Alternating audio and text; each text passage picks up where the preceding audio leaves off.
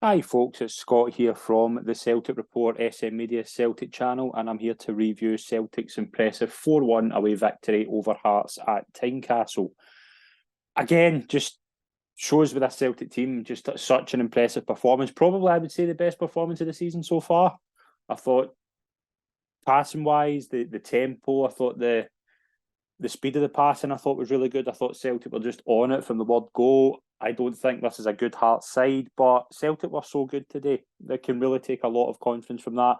I think Brendan Rodgers will be delighted with that performance, and it keeps this marvellous away run going. As I think Celtic won their first 5 away matches in the league for the first time since 2017. I mean, that's really good. I mean, again, it just shows that this Celtic team are just going up a gear again. From what looked a really uncomfortable start where they weren't really crisp to watch. Now you're just looking at likes of Hatate, O'Reilly, Palmer coming in as well.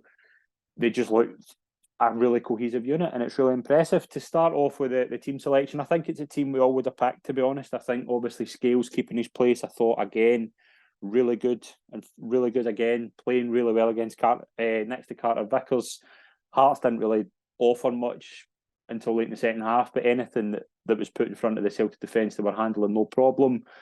And it didn't take long for Celtic to get in front. A really early start. It only took, I think it was 4 minutes. Yeah, Matt O'Reilly, really brilliant finish, but I think a lot of credit has to go to the pass from Palma as well. Brilliant pass to find O'Reilly. O'Reilly still has a lot of work to do and finishes it really well.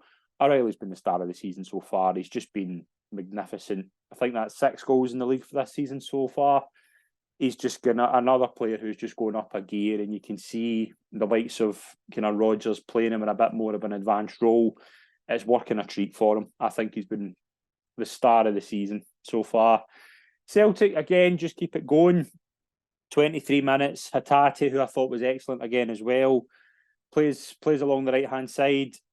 Looks to have been thought at first he was offside, but shows very clearly that he's on. Plays the ball into Daisen Maeda, who makes it 2-0. Really nice finish as well. Just only as the goal in front of him, but still has work to do.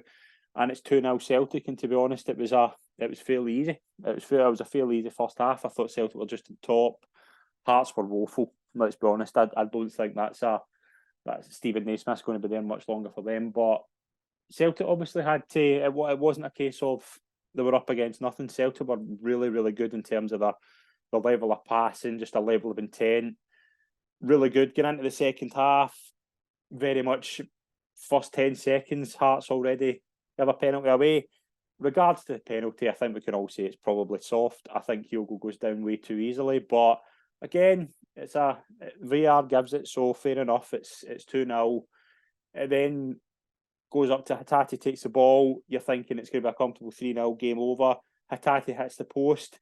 Just on that, I don't know if Riho Hatate is a comfortable penalty taker. I know he's taken a couple so far this season, but I'm not 100% sure that that's what he wants to do.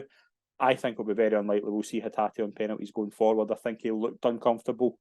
And I think the likes of Kyogo will probably take it. You might see O'Reilly take them going forward, but I'll be surprised if Hatate takes another one after that. Celtic, again, they obviously are looking for that third goal, and they get it. Hatate Molan makes up for his penalty miss. Lovely touch. Probably one of the best touches you'll see all weekend. Plays it on to Palmer. Palmer with a lovely pass in from outside of his boot. I think it's O'Reilly that gets the lock and plays the pass, and there's Kyogo, who did a quiet afternoon, to be honest. I don't think he was his usual self, but again, a player like that, he only needs one chance, and he peels away lovely and just rockets it home for 3-0, and it looks game over.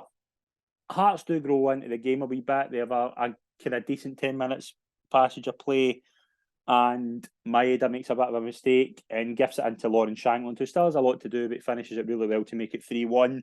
Celtic then make a series of changes. Obviously, I think with Wednesday night in mind, the likes of Palma, Hatate, Kyogo, Maeda go off. And we see the likes of Awata, Forrest and Yang come on. 81 minutes, it looks to be Celtic are still kind of chasing to get another goal.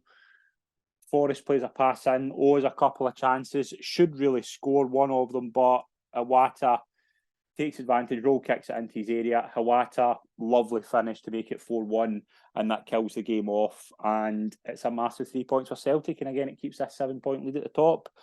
Just in terms of the kind of performance and players to take note, as I said, O'Reilly and Hatate. Want to give a mention to Palma. I think Palma has really kicked on in the past couple of weeks and brings, like when we saw kind of Yang start in the first 3 weeks, I think Yang's been a really good signing as well. I think he's a player who can really improve. But Palma has that kind of edge in terms of decision making. I think his final pass, his final kind of alertness, I think is just a bit better. I think he's a player who could just be really, really impressive for the next few weeks. And I think this Celtic team are just kicking on. I think they are 7 points clear.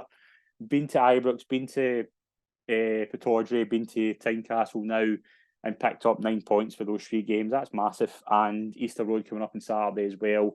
I think the Celtic team are still to hit full gear, to be honest. I think they can go up to a higher level.